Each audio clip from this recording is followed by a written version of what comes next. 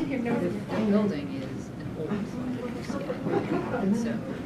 it's giant. Three more squares to go. So I put it on, and then she calls me right back. It's been there for a long time. Okay, call downstairs. It's just a Okay, go. But I just have to put in like the last two, like PA and like the zip code or something, and then I'll send it to you, but. Well, like I said, the other reason I said it, because I didn't So want much to of do it. it. No, I couldn't either, and I You know, it's swear, I retrofitted. did now, I swear we done it. Yeah. Yeah, Because it was earlier in the spring that all this happened. yeah. But I was like, I couldn't find where I saved it, and I thought I would have saved it, so I'm just doing it again, just Okay. getting that saved. It's not hard, it's Right. just, you know.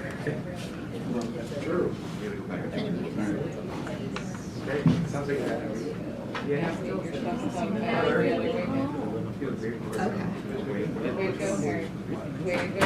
Yeah, and they do everything they can to stay.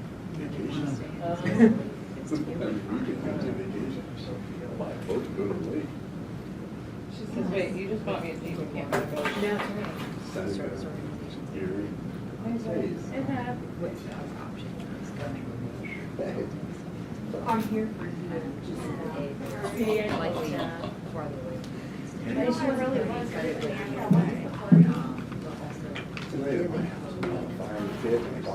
Really? Wait, what? So today What time is it? hearing Rogers will be out of the office, so I can.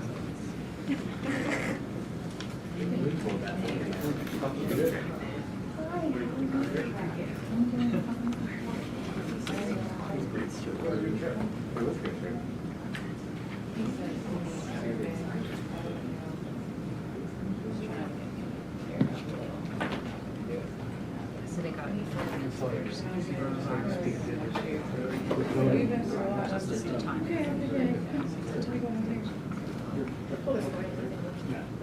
No.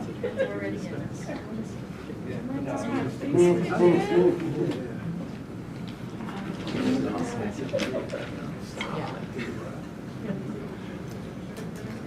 And a couple years ago.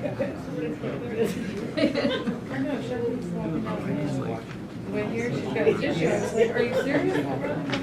Come prepared. That's pretty on, right? If you're prepared. As you can tell, you have the power. Especially when they go like that, and they like that, yeah.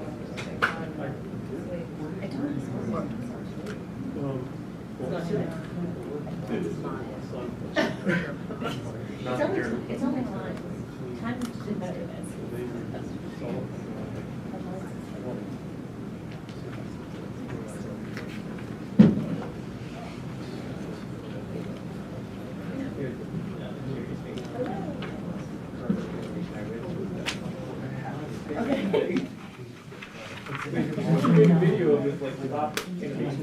Oh, you can have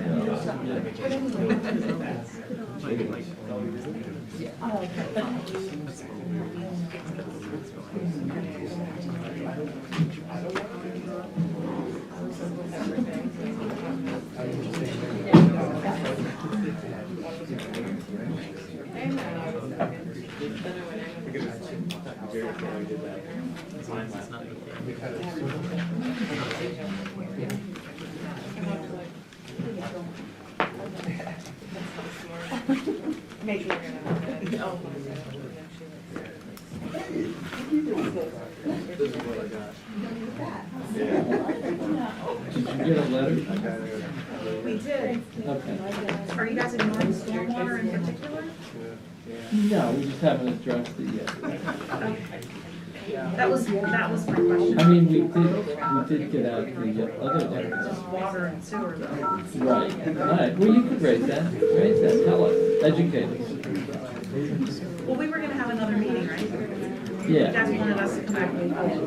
yeah, Morning. yeah. Morning, Commissioner. How are you? Doing well. How about you, sir? Good, thank you.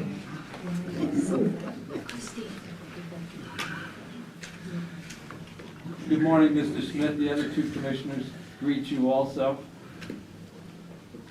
Right back at you, sir. Okay, good morning, everyone. We're going to ask you to please rise for the opening prayer and pledge allegiance before we convene the Commission's public meeting. Dear Heavenly Father, we rejoice in this day you have made. We thank you for our many blessings. This morning we'll recognize and celebrate one of our work family as he enters into the next season of his life. May you bless him with good health in his days to come as he begins to enjoy his retirement. We thank you for guiding him throughout his career at the county. He has been a loyal and faithful servant as he has served as president of the county for the past 29 years with professionalism and excellence. And Lord, we thank you for each of our employees as they work each day to provide services to our county. Meet their needs as they have chosen a life of service to help others. Lord, we pray for others that serve our country daily. We remember and pray for the more than 81,000 Americans that are still missing from wars dating back to World War II. We pray for those families of the missing.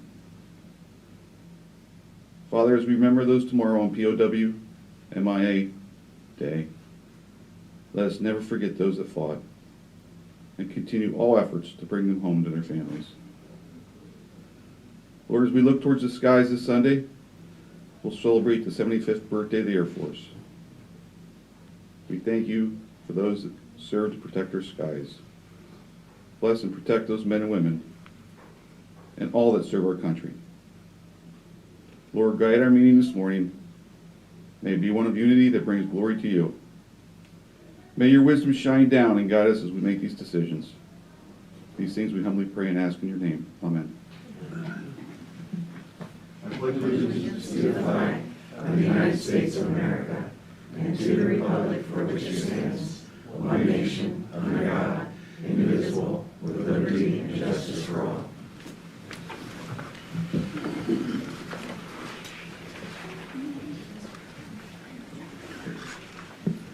Good morning. We'll convene the Commissioners' public meeting at this time and ask for approval of the minutes of the previous meeting. I move to approve. A second. All in favor, say aye. Aye, so carried. We'll have public comment on agenda items only at this time. Okay, we have none, so we'll move on to our service awards. Maya? Yes, it's an honor today to recognize Harry Entz for the prison on his retirement. I don't know if Brad would like to come up and say a few words? I have a few. Sure you do. Morning, Brad. Good morning, Commissioners. Thank you for the opportunity today to come here and speak and recognize Lieutenant Harry Entz. Harry wasn't always Lieutenant Entz. He started off as Correctional Officer Relief Entz, and that was back on August 24th, 1993. As Commissioner Metzger mentioned earlier in his opening prayer, that's 29 years of service. It's a long time to devote to one organization, and Harry's done an admirable job over those 29 years. Trying to talk about everything he's done, we'd be here all day. So I'll try to summarize some of the things and help you to understand and appreciate how much I appreciate Lieutenant Entz. Shortly after he was hired, Harry was approached to become a self-defense tactics instructor. That means a lot in that he was not a supervisor at the time. He was just a correctional officer. But the prison management at that time saw something in him, saw leadership in him, and asked him to be a defense tactics instructor, and that's a position that he's carried throughout the rest of his career. He developed that program and added advanced self-defense tactics and helped to make the prison a safer environment for everyone. That includes the staff, the visitors, and the inmates. He, in 2004, was promoted to intake officer, which is an extremely important position in the prison. It handles all of the incoming and outgoing traffic on a daily basis. And Harry stayed in that position for around a year, and then he moved on to Rover on first shift, which again is a is an upper-level correctional officer position. In 2007, he was then promoted to a management position and started out as a second shift sergeant, shortly thereafter being promoted to lieutenant in 2010, and then taking over his current position as the first shift lieutenant, the senior lieutenant, in 2012. Another thing that Harry has developed and has enhanced in the prison is our firearms program. And he was our chief firearms instructor from 2011 on, and he has not only trained numerous prison staff, but he's also assisted other departments in firearms. He's very, very knowledgeable and has certainly helped to develop training and qualifications of the prison. He's increased the qualification scores, which is a testament to his teaching style. And he helped to develop our advanced firearms and munitions training. All things that he has developed and enhanced in order to make the prison a safer environment. You hear me saying safety over and over again. That's the one thing that I can say I think Harry has been focused on, probably before I was there, but certainly I can attest to since I've been there, he's always been focused on safety. He worked with our less lethal and chemical munitions program and became an instructor. He is an armor of Glock and Remington firearms, and those are the firearms that we use at the prison, so we never had to ship our firearms out. He took care of everything in-house. Has a vast knowledge of the prison operations and has worked extensively on all 3 shifts. And he has been an essential component in the prison's management staff and has helped us to achieve full performance compliance inspections through the Department of Corrections, and just recently helped us in August, and I anticipate that we will be getting a full compliance from the Department of Corrections when they submit their report to the prison board. He's trained numerous staff, not only staff at the prison, but also staff throughout the county during his career. Other departments have approached Harry because of his training style and his knowledge to help their staff become better employees in their department. As I mentioned, he's very knowledgeable in our firearms program and also enhanced a lot of our safety programs and our safety equipment. He's been extremely influential in developing prison policy, especially those policies that helped with the day-to-day operations of the prison. If I have a question about something, Harry's the guy that I go to. These are just a small amount of the things, but his knowledge, his dedication, and his leadership are going to be the thing that probably I miss the most, and I think that the prison is going to miss the most. It's rare to find somebody that is willing to dedicate almost 30 years of their life to one department, especially at the county government level. A lot of people will get in and they'll move around, but Harry stayed with the prison, and we're a better facility because of him. When I talked to him today, I walked in the office and I joked with him because he was talking, and I said, "Hey, get to work. You still owe the county some time today." And then I also said, "Boy, this is really bittersweet," and he agreed. It's bittersweet in a lot of ways, but I guess if you look at it that way, if he were leaving today and nobody noticed, then what mark did he make? Harry, you've made your mark. You made your mark on the county prison, the staff there, and you've made your mark on county government. I just want to thank you for being a prison employee and a county leader, and I wish you the best in your future endeavors. Your retirement, which I think probably will be short-lived because I think you'll be keeping yourself busy, and thank you for everything that you've done. Thank you.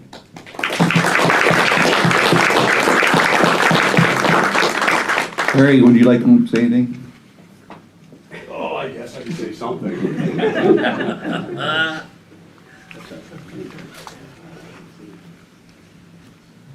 Thank you, William. I won't say too much. I won't take up too much of your time. I said to Judge Butts the other day, I said, this has been an awesome ride. I made a lot of friends along the way. And like I said to the warden this morning, it is going to be bittersweet. You know, I go to work to get away from my wife. I'm not going to be able to do that anymore. But I get to go to work every day with a group of people that I respect and consider friends. You know, the county's been really good to me. I started out, like I said, at the bottom of the ladder, and you know, the county through different training programs and stuff. All it takes is initiative, just a little bit of initiative, and they gave it to me, and I took it, and I'm where I'm at now. And with that, that's it. I don't want to take up too much of your time, but I wish everybody the best of luck. Stay safe, especially you guys in the back here. You know, enjoy it.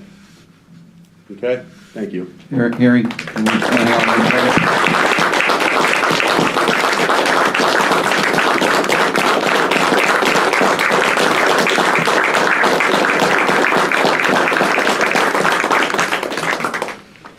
I had the, Harry, you just want to stay here one second, because we have a gift. Don't for you, leave too. yet, Harry. We had a gift for you, too.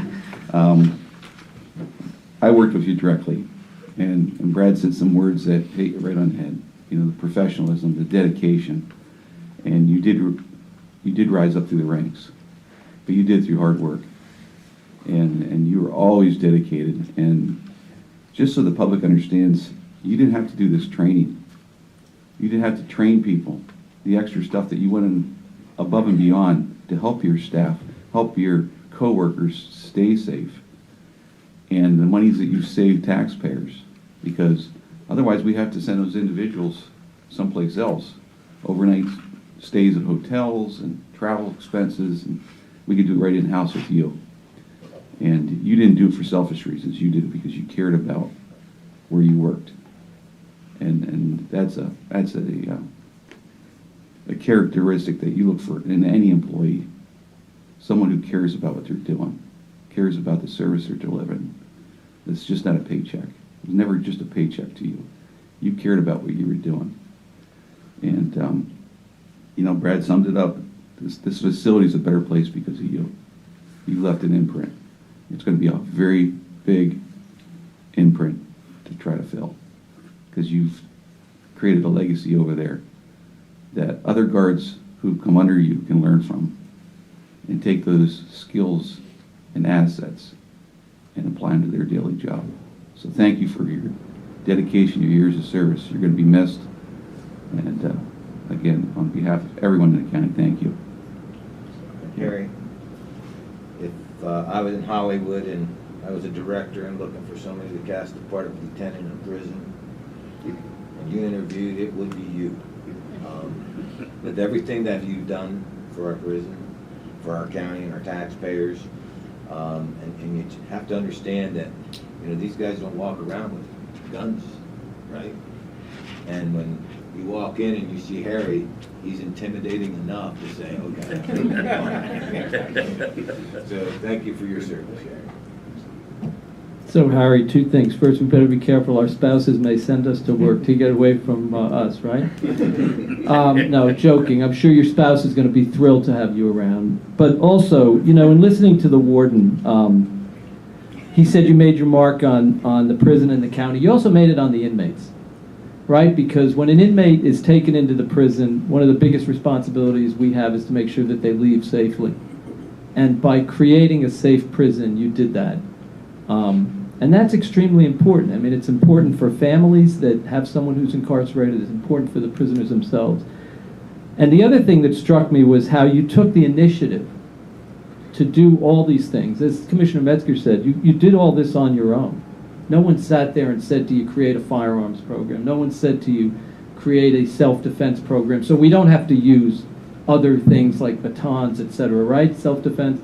So it is admirable, and we do, on behalf of the citizens of the county, we thank you, because it's that kind of initiative that I think also is a role model for the other COs there and also for all county employees.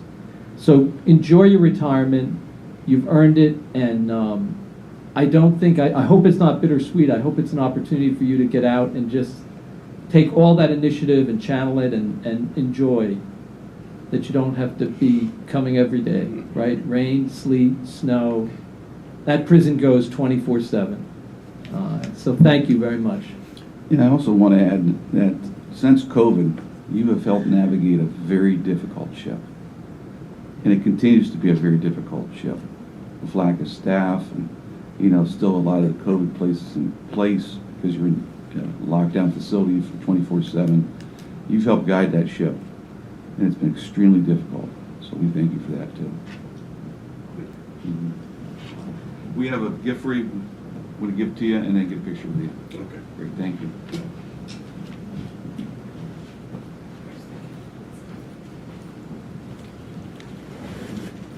You know what that is, right?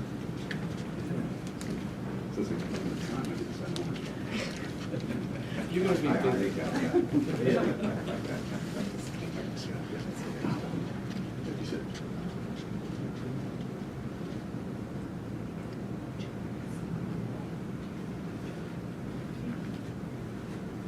The wife has to get a picture. Ah.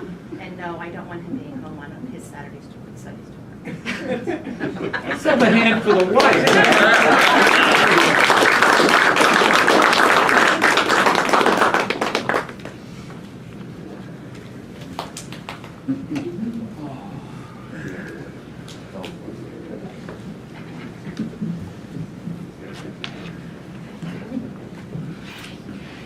All of our folks leave. Yeah. All right, we're going to move to reports. Brandy's here. Vote to approve the accounts payable cash requirement report. Good morning, Commissioners. Morning. Presented for your ratification are the invoices due through September 21st, 2022 that were paid on September 14th, 2022 in the amount of $2,492,554.30. They break down as follows. $715,630.16, or approximately 29%, belongs to the general fund.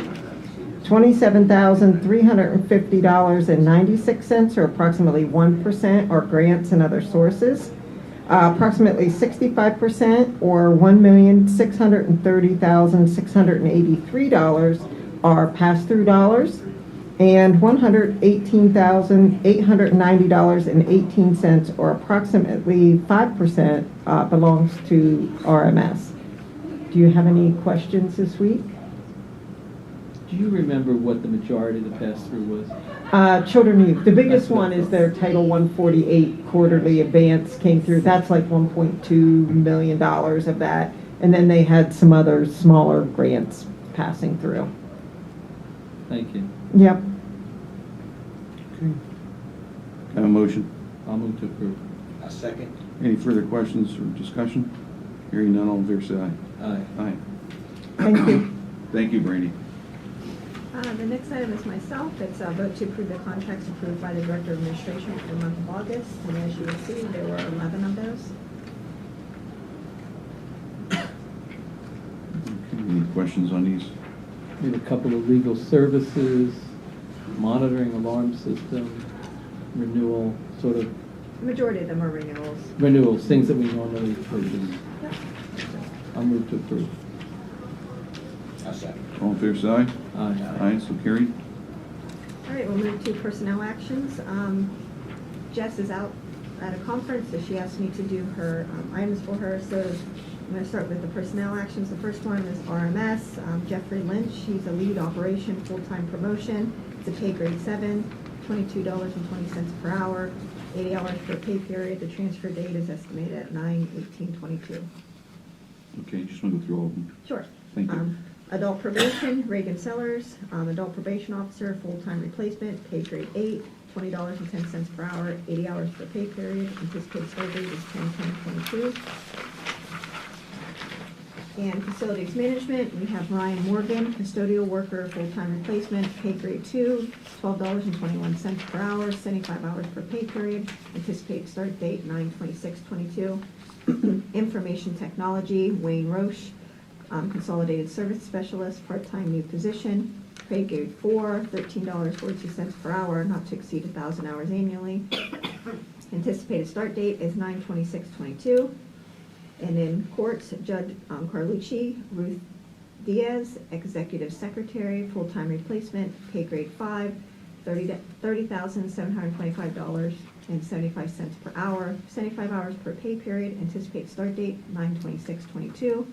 In the prison, Carlos Lugo, Correctional Officer 1, relief, full-time replacement, $18.10 per hour, 80 hours per pay period. Anticipated start date is 11/13/22. And last, in the prison, Jacob Yorks, Correctional Officer 1, relief, full-time replacement, $18.10 per hour, 80 hours per pay period, and anticipated start date is 10/2/22. Okay, can I have a motion? I'll move to approve the personnel action. A second. All in favor, say aye. Aye. Aye, so carried. Moving to salary board, do you want to recess the? Yes, we'll recess Commissioner Public meeting at this time for this convened salary board. So there's one item, it's vote to approve at the PR Release Center. It's reclassification of Jeffrey Hamilton for Resident Supervisor 2, pay grade 8, $21.81 per hour, effective 9/18/22. It's my understanding he's going from part-time to full-time. Yes, we have the controller on the line? Yep, I'm here. Okay. Do I have a motion? I'll make the motion. A second. All in favor, say aye. Aye. Aye. Okay, we'll adjourn the salary board at this time, reconvene the Commissioners' Public meeting for the TDA actions. TDA actions, it's the same individual, pre-release center, it's the reclassification of Jeffrey Hampton as a resident supervisor 2.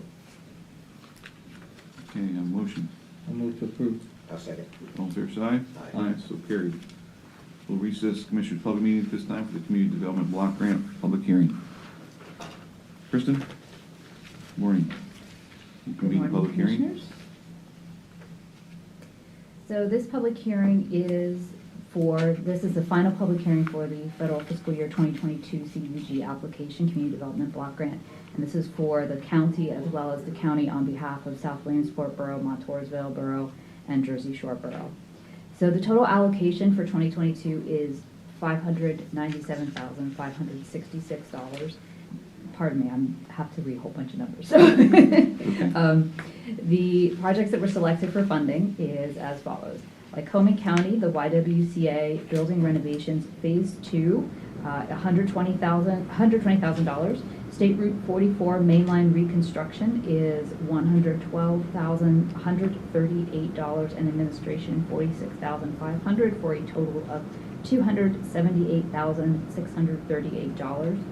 Jersey Shore Borough has the Meadow Alley Road reconstruction at $79,870, and administration $16,500 for a total of $96,370. Montoursville has the curb cut Phase 4 project at $85,970, and administration $16,900 for a total of $102,870. And South Williamsport Borough has Habitat for Humanity Acquisition Phase 3 at $100,288, and administration at $19,400 for a total of $119,688.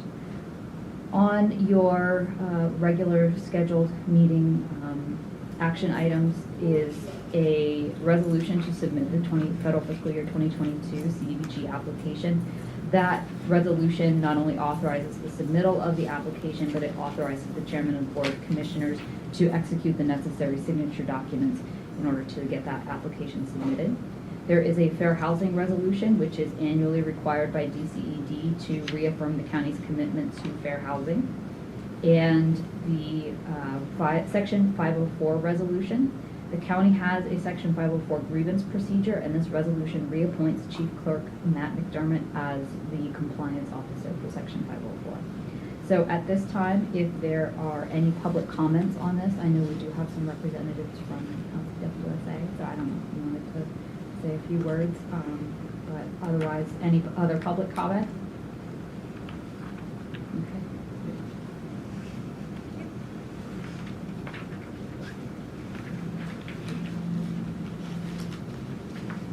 Morning. Good morning, Commissioners. My name's Olivia Lepachowski with Lycoming County Water and Sewer Authority, and I'm here with Christine Weigel, our Executive Director.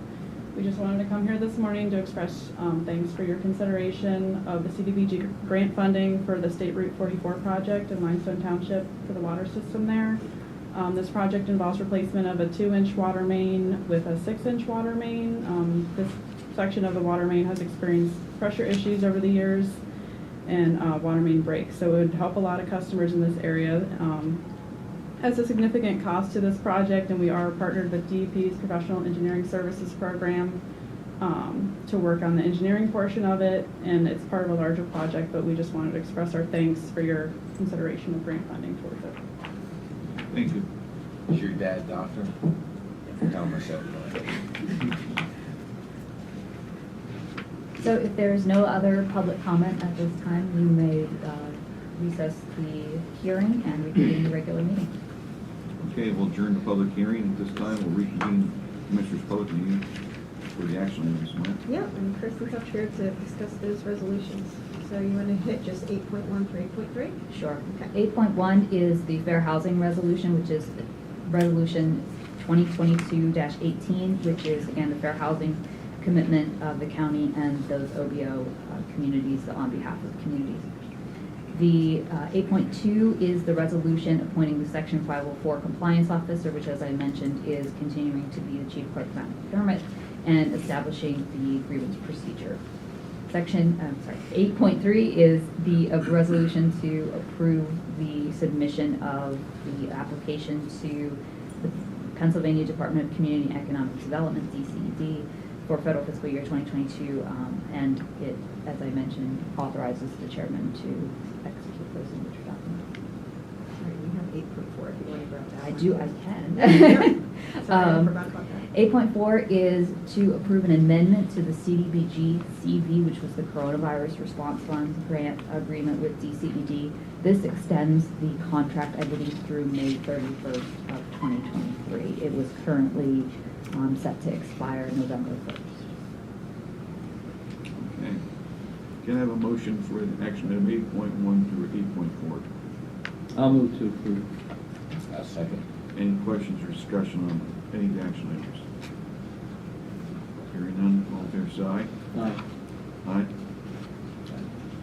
So carried. Thank you. Thank you. I will be circulating a sign-in sheet. If you just want to put your name on it, that's very helpful for the public hearing. Great, thank you. Thank you. Thanks.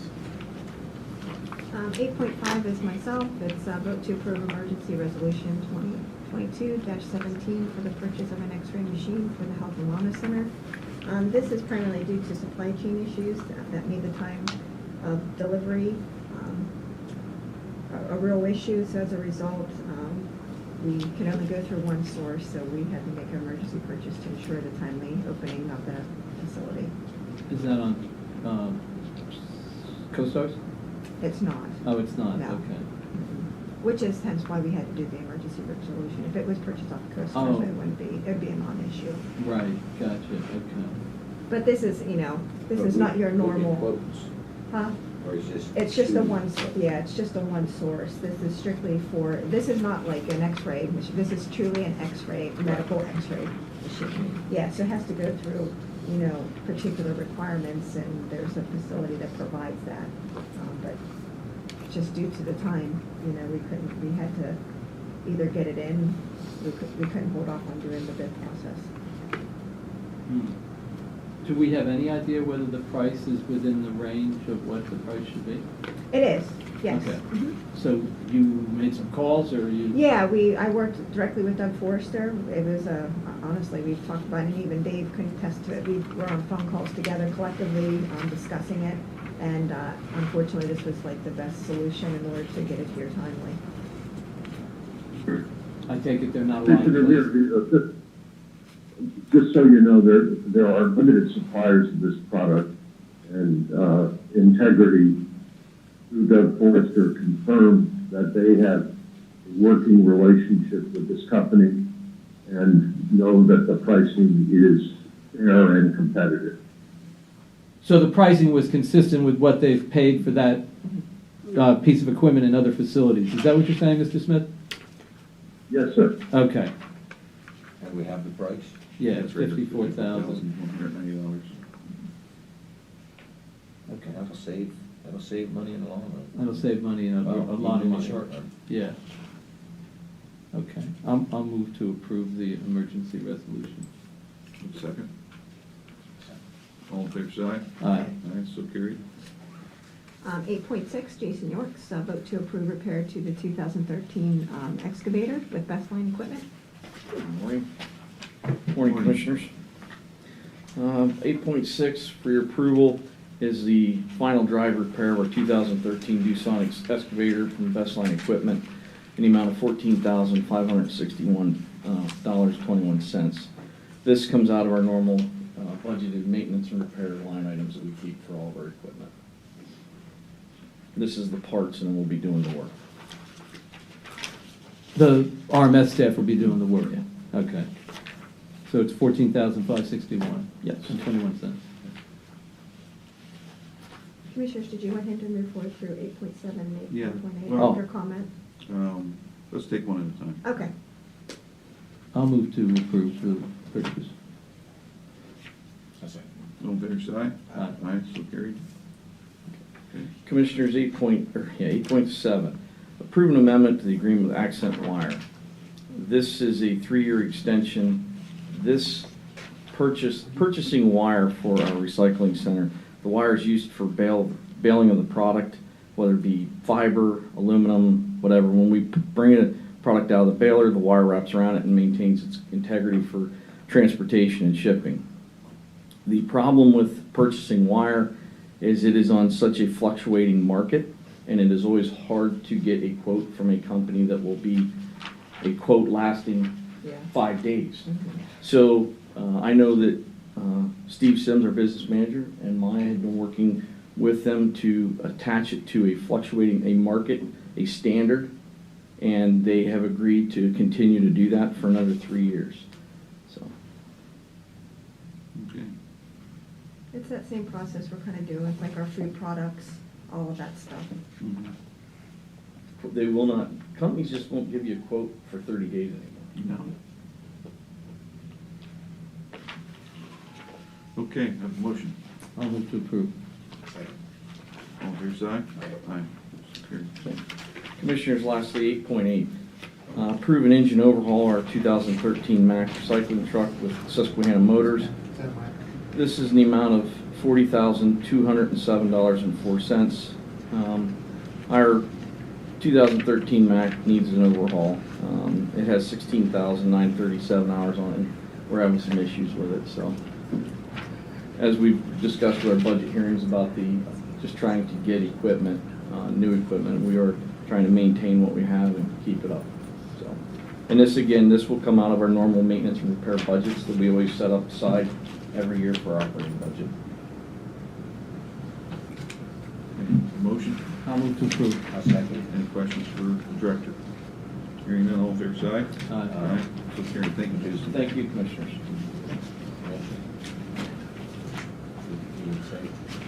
I didn't say it. I was going to say it, but I haven't said it in a while. I saw you smile. All those costs come out of the RMS landfill fees.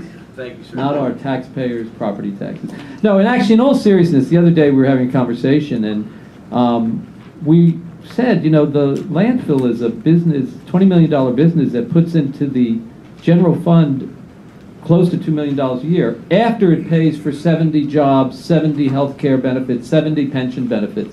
That's a big benefit to the people of Lycoming County, and a lot of the waste doesn't come from within the county. There's all the jobs, the ancillary jobs, all the things that were named today, the repairs on the equipment and everything. So we appreciate the fact that we have it. What we all should be mindful of is disposing of waste, right? Because we can't just bury ourselves in waste for the next 100 years. But at the same time, while we have it, we have been using it to the best advantage. Keep our taxes down. Okay. Any commissioner comment? Do you have any? Commissioner? None at this time? If not, then move into general public comment. Yes.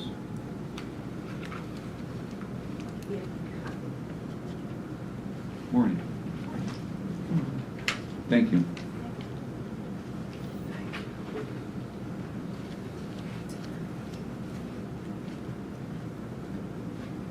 My name is Caroline Ballia. I live at 2825 4 Mile Drive, Montoursville.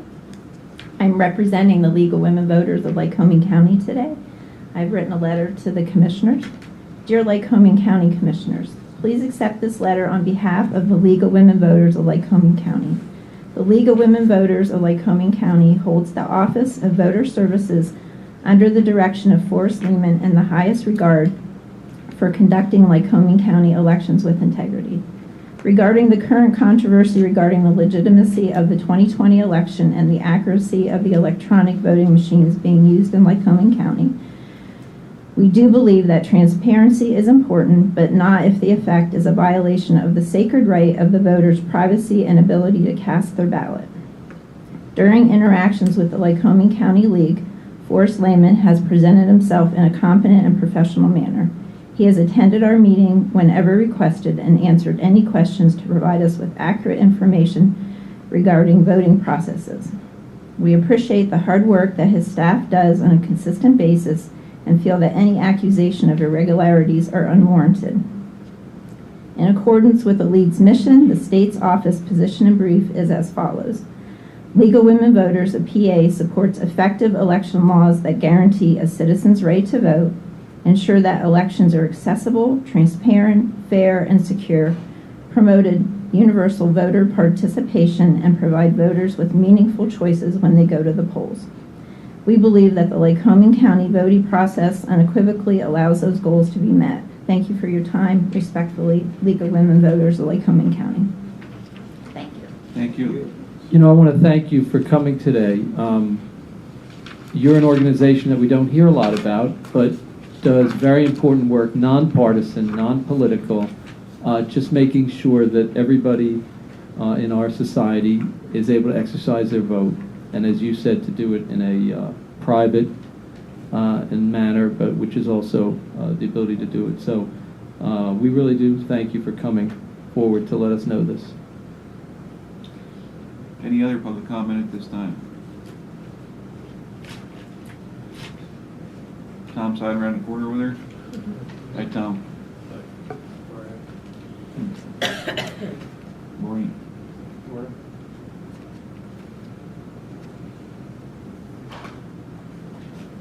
Tom Adams, Williamsport.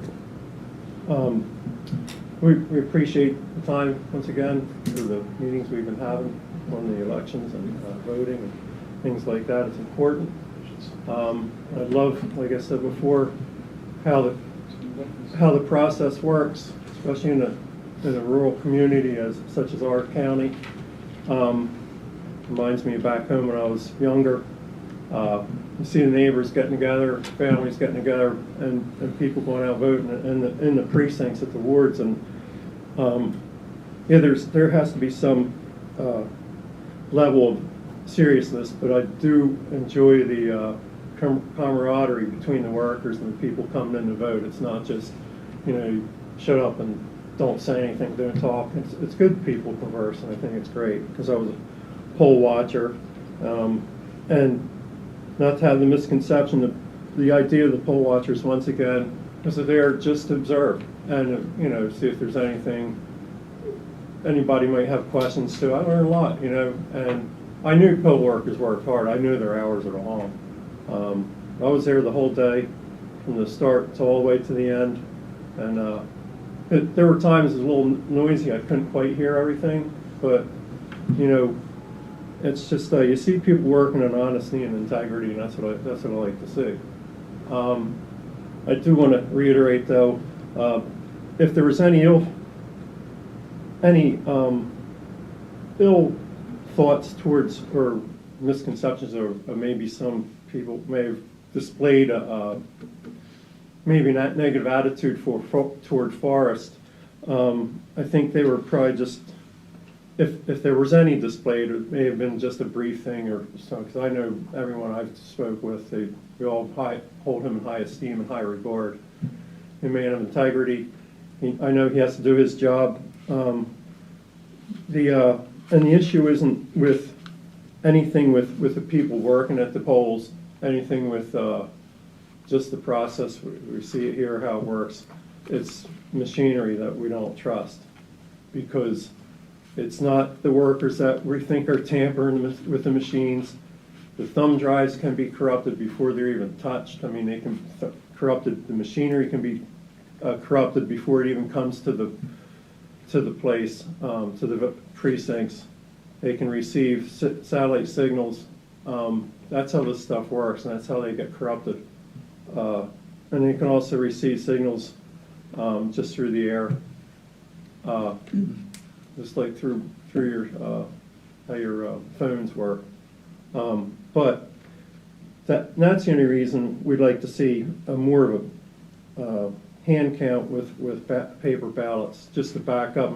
We do want to see an honest election, and I think everyone would support that, just so we don't have constant questioning. But and I just one thing, if you think the country's going in a bad direction, this is one way to help correct that.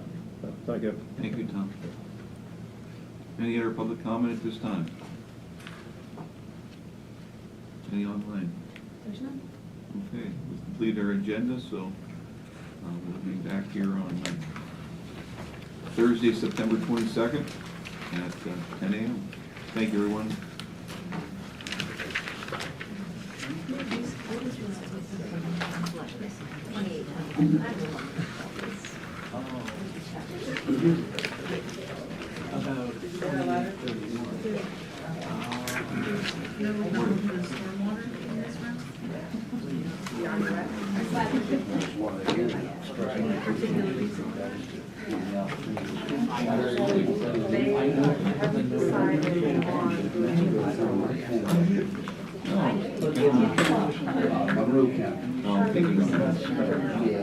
Oh, yeah. They spelled